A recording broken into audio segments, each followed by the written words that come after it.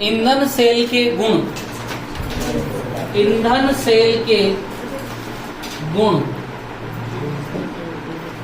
ईंधन सेल के गुण।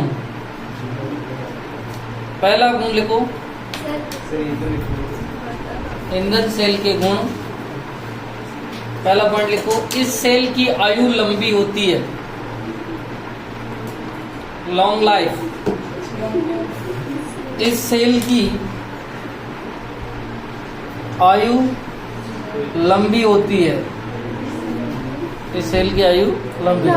दूसरा लिखो, यह प्रदूषण रहित होते हैं,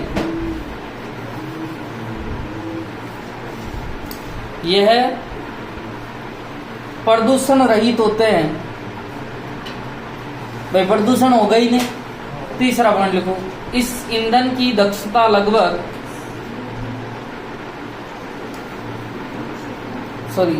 इस ईंधन सेल की दक्षता, इस ईंधन सेल की दक्षता, इस ईंधन सेल की दक्षता लगभग 70 से 80% होती है, 70 से 80% होती है। लिख दिया, नोट पॉइंट लगा के लिखना। इस सेल का सर्वप्रथम प्रयोग, इस सेल का सर्वप्रथम प्रयोग अपोलो यान को, अपोलो APOLLO, अपोलो के टायर आते हैं। अपोलो यान को, अपोलो यान को अंतरिक्ष में, अंतरिक्ष में ऊर्जा प्रदान करने के लिए किया गया। अपोलो यान को अंतरिक्ष में ऊर्जा प्रदान करने के लिए किया गया। अपोलो यान को अंतरिक्ष में ऊर्जा प्रदान करने के लिए किया गया तथा इससे बनी जलवाष्प का प्रयोग,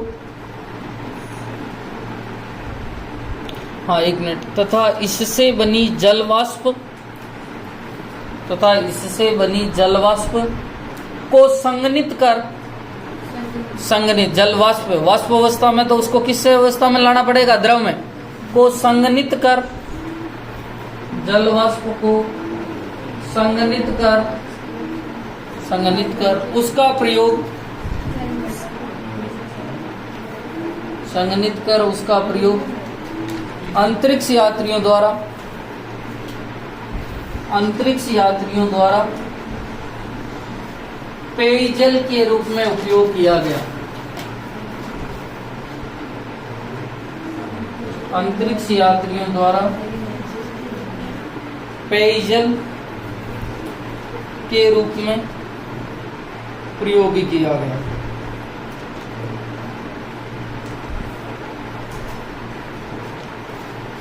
इसके रूप में किया गया भैया, पेयजल के रूप में प्रयोग किया गया। अब स्टार्ट करें दूसरा वाला, नेक्स्ट हेडिंग लिखना, लास्ट हेडिंग है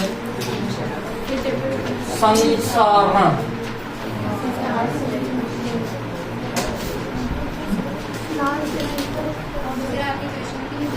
अभी भेजिए बिल्कुल, और एक दिन मैं पूरे करवाऊंगा, ठीक है, ठीक है। वो इसके लिए 22 तारीख पूरी रखेंगे। हाँ तो क्या करें, 1 घंटे का ना, ठीक है। 1 मिनट लिखो, संसारण, काल इवाज से छुट्टी है, लिखो संसारण, हेडिंग लिख दी। अब अपने पेन को भी बंद करना, समझना। आप संसारण शब्द जब भी आता है तो आपके दिमाग में आता है लोहे पर जंग लगना, लोहे पर जंग लगना, ठीक है। लोहे पर जो जंग लगता है वो एक संसारण का उदाहरण ही है। अब बात करते हैं कि सर जो भी जंग लगती है उसके लिए क्या क्या चीजें आवश्यक है। जैसे लोहे पे जंग लग रही है तो एक तो लोहा आवश्यक है ही है, भाई जंग लगवा रहे हो लोहे पे तो लोहा आवश्यक है, ठीक है। एक नमी आवश्यक है और एक क्या आवश्यक है, ऑक्सीजन। जब तक तीन चीजें नहीं होगी तब तक जंग नहीं लगेगी, जब तक जंग नहीं लगेगी। ठीक है, आपको लोहे पर जंग लगवानी है तो लोहा आवश्यक है। ठीक है, दूसरे किसी धातु पर जंग लगवानी है तो वो धातु आवश्यक। ठीक है, अब देखो, माना कि ये है लोहे का टुकड़ा। ठीक है, लोहे के टुकड़े में भी दो पार्ट बनेंगे, एनोड और कैथोड, क्योंकि जंग लग रही है तो उसके दो पार्ट है, एनोड और कैथोड। एनोड का जो काम करता है वो खुद Fe करता है, और कैथोड का जो काम करते हैं वो ऑक्सीजन करती है। और ऑक्सीजन किसका काम करती है? कैथोड का। ठीक है, एनोड का काम तो खुद कौन करता है? Fe। और कैथोड का काम कौन करता है? ऑक्सीजन। देखो क्या होगी रिएक्शन, एनोड पर Fe का ऑक्सीकरण होगा और Fe जो है वो Fe+2 अवस्था में बदलेगा और साथ में कितने इलेक्ट्रॉन त्यागेगा? 2 इलेक्ट्रॉन। साथ में कितने इलेक्ट्रॉन त्यागेगा? 2। यदि मैं इस रिएक्शन को, पूरी रिएक्शन को 2 से गुणा कर दूं तो क्या आपको कोई ऐतराज है क्या? नहीं साहब, आप 2 की जगह 4 से कर दो तो भी कोई फर्क नहीं पड़ेगा। पूरी रिएक्शन को करना सर। ठीक है, अब देखो इधर कैथोड का काम कौन करता है? ऑक्सीजन। और कैथोड पे जो है ऑक्सीजन है, ऑक्सीजन क्रिया करता है 4H+ से। अब आपके दिमाग में आया सर ये H+ कौन प्रोवाइड करवा रहा है? आपको पता है कि वातावरण में CO2 भी है और CO2 किसके साथ में क्रिया करता है? H2। और H2O के साथ में क्रिया करने के बाद में ये अम्ल बनाते हैं H2CO3, कार्बोनिक अम्ल। ठीक है, कौन सा अम्ल बना रहे हैं? कार्बन। H2CO3 बना रहे हैं। ये अम्ल है और अम्ल टूट सकता है H+ और HCO3- में, या 2H+ और CO3-2 में। यहाँ जो ये H2CO3 है ये आपके H+ प्रोवाइड करवाने का काम करता। ये क्या काम करता है? H+ प्रोवाइड करवाने का काम करेगा। ऑक्सीजन ने 4H+ के साथ में क्रिया करी। क्या मैं देखो इधर H+ को, ये 4H+ है और 4H+ को इसको भी 1 इलेक्ट्रॉन दे दूं, इसको भी 1 इलेक्ट्रॉन दे दूं, इसको भी 1 इलेक्ट्रॉन दे दूं, इसको भी 1 इलेक्ट्रॉन दे दूं, तो ये किस में बदल जाएंगे? H में। ये भी H में, ये भी H में, ये भी H में और ये भी H में। सही बात है ना भैया? अब देखो इधर ये कितने H2, 2 ऑक्सीजन है, 1 ऑक्सीजन इसके साथ में क्रिया कर ले और 1 ऑक्सीजन, तो क्या बन जाएंगे? कितने H2? आपने 4 इलेक्ट्रॉन लिए थे और क्या बना दिए थे? 2H2। क्या बना दिए? 2H2। अब देखो 1 मिनट, अब इसकी नेट सेल रिएक्शन बना ले। ठीक है, कोई कटने लायक है क्या भाई?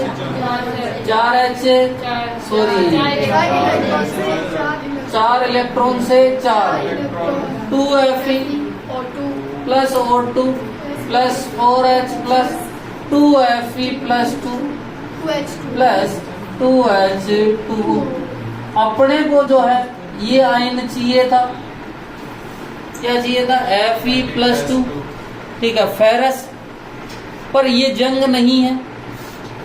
ठीक है, ये एनोड पे इलेक्ट्रॉन निकले थे, वो कैथोड पे चले गए थे और धातु खुद ही है और धातु में विद्युत की क्या होती है? सुचालक। तो इलेक्ट्रॉन निकल गए अपने आप ही, यहाँ से यहाँ मूव कर गए। ठीक है, अब ये जो Fe+2 है, क्या है भैया? Fe+2, ये O2 के साथ में क्रिया करेगा। ठीक है, और H2O वातावरण की नमी के साथ में भी क्रिया करेगा। ये बनाएगा Fe2O3.XH2। ये जो H2O है इसकी संख्या कितनी है? X।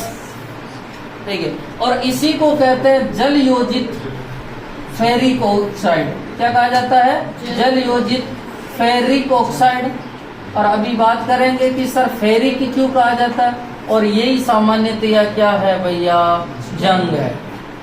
जब तक Fe+2 में नहीं बनेगा, ठीक है, तब तक जंग लगने का कोई सवाल नहीं।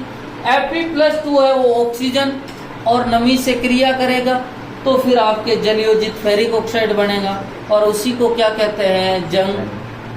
और जब नमी होती है तो जंग लगने की दर जो होती है वो ज्यादा होती है। क्यों होती है वहां पर क्रिया, क्योंकि नमी ज्यादा होगी तो जल के अणु ज्यादा होंगे, और जल के अणु ज्यादा होंगे तो जंग ज्यादा लगे। अब 1 मिनट, आपको कोई पूछे कि जंग लगने पर भार बढ़ जाता है या घट जाता है, बढ़ जाता है, क्योंकि जल के अणु भी साथ आ जाएंगे। भार, जंग लगने पर भार बढ़ जाता है क्योंकि जल के अणु भी साथ आ जाएंगे, ऑक्सीजन इसके साथ आ जाए। दूसरा, जंग का जो रंग होता है वो सामान्यतया क्या होता है, भूरा। क्या होता है, भूरा। ठीक है, तो लिखना 1 मिनट इसमें।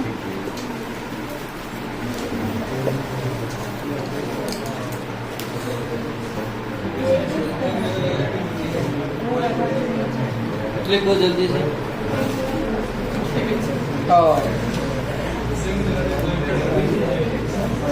लिखना, लिखो, वह प्रक्रिया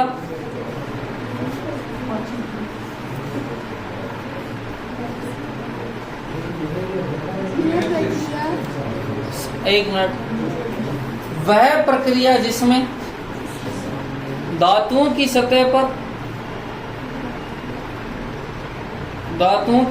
पर वायुमंडलीय गैस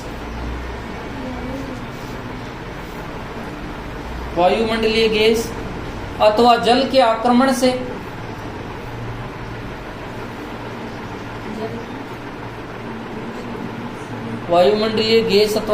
आक्रमण से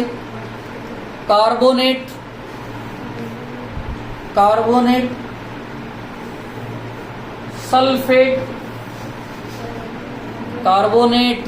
सल्फेट या ऑक्साइड बनने लगते हैं।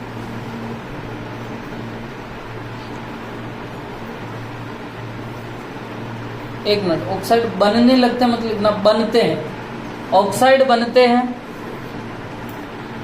जिससे धातु क्षय होने लगती है। जिससे धातु क्षय का मतलब विघटन, जिससे धातु क्षय होने लगती है।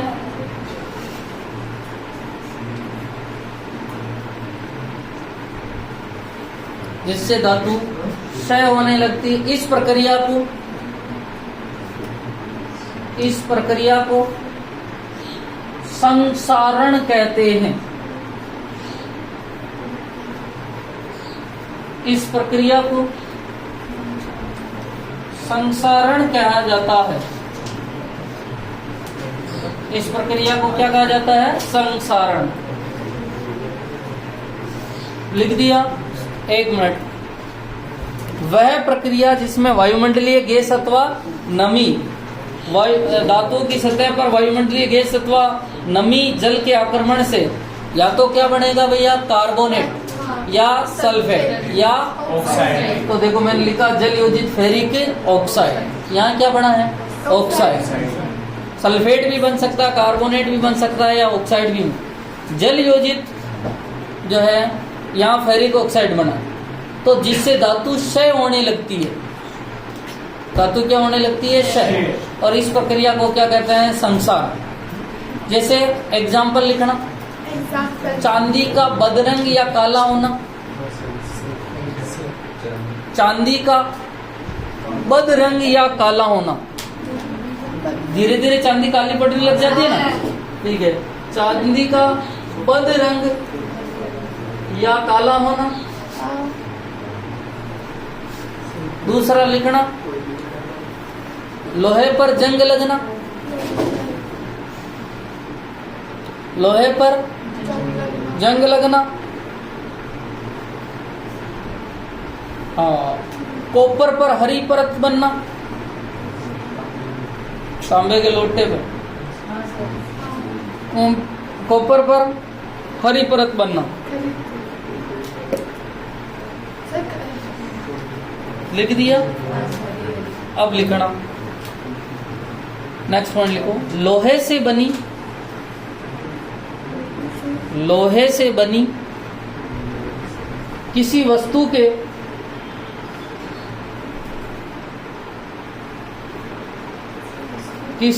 के विशेष स्थल पर, लोहे से बनी किसी वस्तु के विशेष स्थल पर ऑक्सीकरण होता है, विशेष स्थल पर ऑक्सीकरण होता है, तो वह एनोड का कार्य करते हैं। सही बात है। Fe का यहाँ पर ऑक्सीकरण हुआ तो किसका काम कर रहा है? एनोड का। तो वह एनोड का कार्य करते हैं। नेक्स्ट पॉइंट लिखो। एनोड स्थल पर मुक्त इलेक्ट्रॉन, एनोड स्थल पर मुक्त इलेक्ट्रॉन धातु के माध्यम से, एनोड स्थल पर मुक्त इलेक्ट्रॉन धातु के माध्यम से संचलन कर, एनोड स्थल पर मुक्त इलेक्ट्रॉन धातु के माध्यम से संचलन कर, धातु के माध्यम से संचलन कर धातु के दूसरे स्थल पर पहुंचते हैं, धातु के दूसरे स्थल पर पहुंचते हैं, धातु के दूसरे स्थल पर पहुंचते हैं और ऑक्सीजन का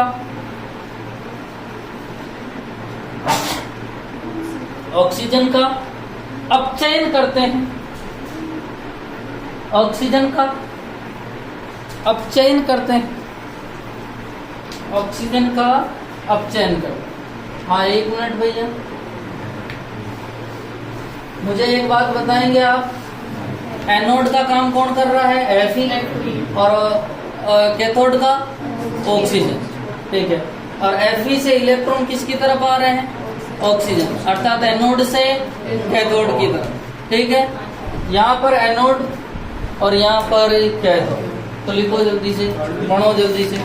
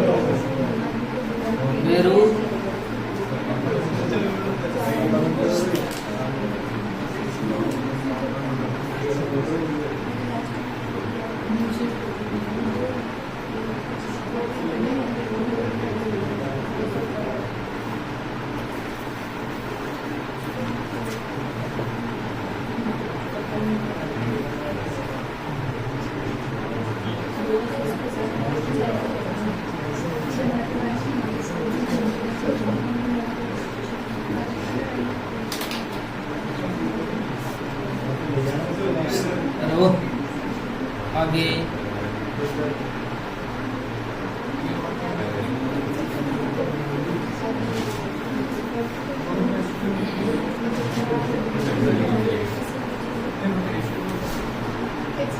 क्या हुआ भाई? X, क्योंकि H2O के अणु कितने हैं? X अणु, और इसी को कहा जाता है फेरिक ऑक्साइड। ये प्लस नहीं है, यहाँ पर प्लस नहीं है, डॉट लगा हुआ है। जल योजित फेरिक ऑक्साइड, और इसी को क्या कहा जाता है? जंग। ठीक है। अब अपन पढ़ेंगे जंग रोकने के उपाय।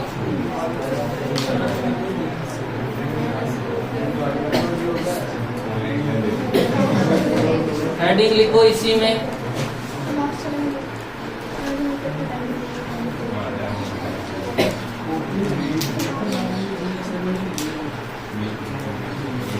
जंग लगने की उपाय का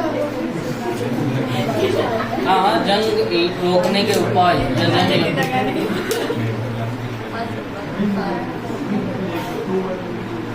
ये जो Fe+2 यहाँ बना ना, ये किससे क्रिया करता है? ऑक्सीजन, वातावरण की ऑक्सीजन और वातावरण की नमी, और इससे फेरिक बन जाता है। यहाँ ये फेरस है, देखो एक मिनट। Fe+2 होता है और +2 होता है, उसको तो क्या कहा जाता है? फेरस। और Fe+3 होता है, उसे क्या कहा जाता है? फेरिक। सर, Fe2O3 में आयरन कौन सी अवस्था में, वो देख लेते। मैं ऑक्सीकरण अंक निकाल रहा हूँ। Fe की संख्या कितनी है भैया? 2x। एक ऑक्सीजन का कितना था? -2। माइनस का 6 बराबर 0, 2x बराबर 6, x बराबर 3। तो ये बन गया जल योजित फेरिक ऑक्साइड।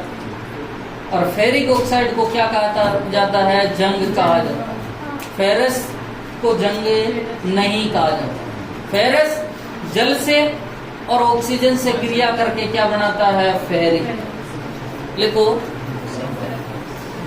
संक्षारण रोकने के उपाय।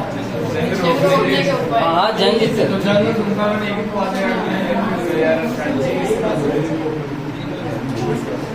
हाँ, एक मिनट। हाँ, एक मिनट भैया, क्या क्या क्या उपाय है बोलो। एक मिनट। पहला तो है कि वायुमंडल के सीधे संपर्क में आने से बचाया जाए। वायुमंडल के सीधे संपर्क में नहीं आएगा तो ऑक्सीजन और उसको H2O मिलेगा ही नहीं, तो वो फेरस नहीं बनेगा। फेरस नहीं बनने के बाद में फेरिक में नहीं बने। दूसरा, उस पर ऑयल पेंट या वार्निश किया जाए या ग्रीस वगैरह लगाया जाए। ठीक है। तीसरा जो इम्पोर्टेंट है, उसका गैल्वेनीकरण किया जाए। अब देखो एक मिनट सुनना। यहाँ जो लोहे की परत, लोहे की जो अपनी सामग्री है, उस पे पतली सी जिंक की, इससे अधिक सक्रिय धातु की, लोहे से ज्यादा सक्रिय धातु, और लोहे से सक्रिय धातु होती है अपने, मान लेते हैं जिंक। ठीक है। अरे भाई एक मिनट। लोहे से अधिक सक्रिय कौन सी धातु है? सामान्यतः जिंक। जिंक की परत चढ़ा दे, और जिंक की पतली सी परत चढ़ा देंगे तो ऑक्सीकरण किसका हो जाएगा? जिंक का। और लोहा क्या हो जाएगा? बच जाएगा। ठीक है। लोहे को बचाने के लिए जिंक ने अपना बलिदान किया, और इसीलिए, सही बात है ना, और इसीलिए इसे बलिदानी सुरक्षा भी कहा जाता है। क्या कहा जाता है? बलिदानी सुरक्षा। ठीक है। उदय सिंह को बचाने के लिए चंदन का बलिदान, वैसे लोहे को बचाने के लिए जिंक ने अपना बलिदान किया, और इसीलिए इसे कौन सी सुरक्षा कहा जाता है? बलिदानी सुरक्षा। तो लिखो पहला पॉइंट, लिखो धातु को वायुमंडल के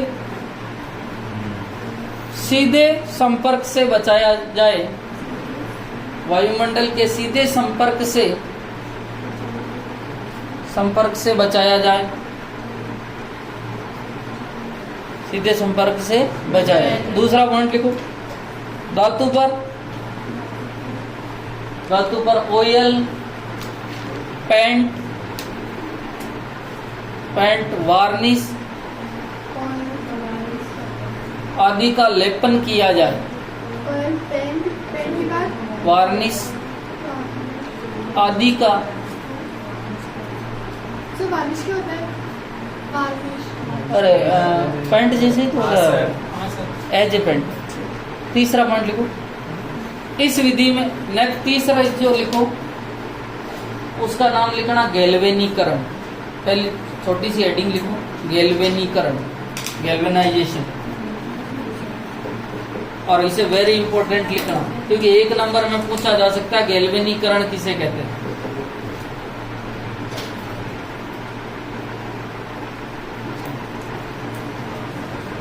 लिखो, इस विधि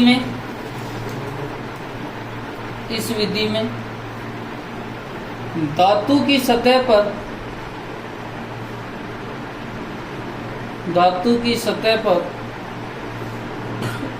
अधिक सक्रिय धातु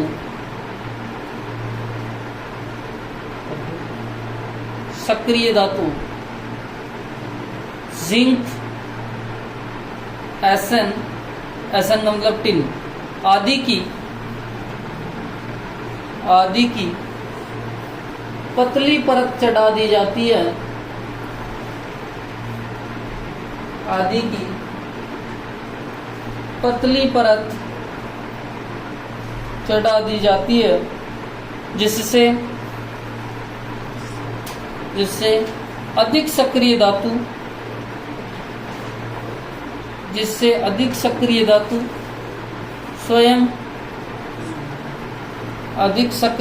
स्वयं ऑक्सीकरण द्वारा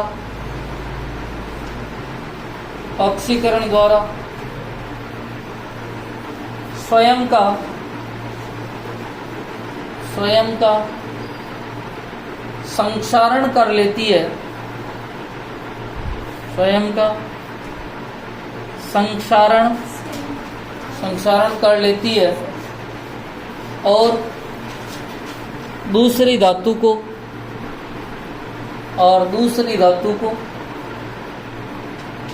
बचा लेती है, बचा लेती है।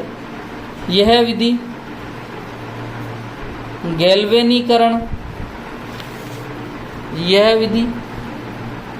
गैल्वेनीकरण या बलिदानी सुरक्षा कहलाती है। गैल्वेनीकरण या बलिदानी